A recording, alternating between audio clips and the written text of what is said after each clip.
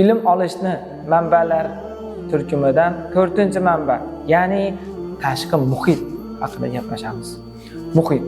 Inson ilm olib, ya'ni kitoblardan, ota-onadan, ustozdan ilm olib borishi bilan birgalikda tashqi muhitdan ham ilm oladi.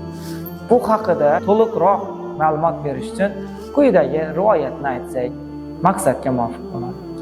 Luqmoni Hakim haqidagi rivoyat. Bilamizki, Luqmoni Hakim mashhur faqih inson bo'lgan. U nafaqat tarbiyali, balki ilmli inson sifatida gavdalanadi.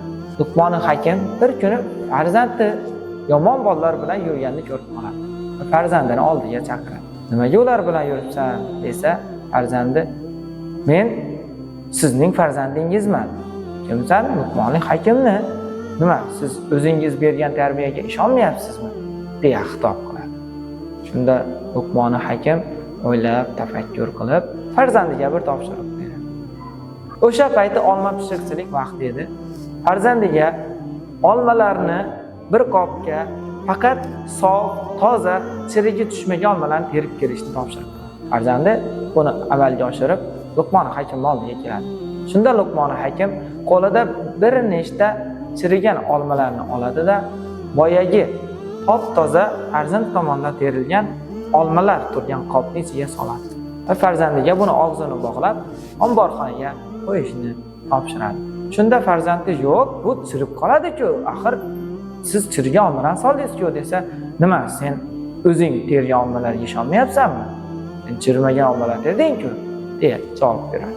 Biroz muddat vaqt o'tgandan keyin Luqmoni Hakim farzandiga omborxonadagi olmani olib chiqishni buyuradi. Farzandi olmani olib chiqib, qopning ichini ochsa, barcha olmalar chirigan bo'ladi. Qissadan qissa shuki, Luqmoni Hakim farzandiga bir dona holat bilan tashqi muhit qanchalik ta'sir qilishini ko'rsatib berdi. Biz ham hushyor bo'lishimiz kerak. Bizning farzandimiz yoki o'zimiz qanday muhitda yuribmiz va qanday inson bo'lmoqchimiz? Avvalo o'zimizga boqishimiz va atrofni bir kuzatishimiz kerak bo'ladi.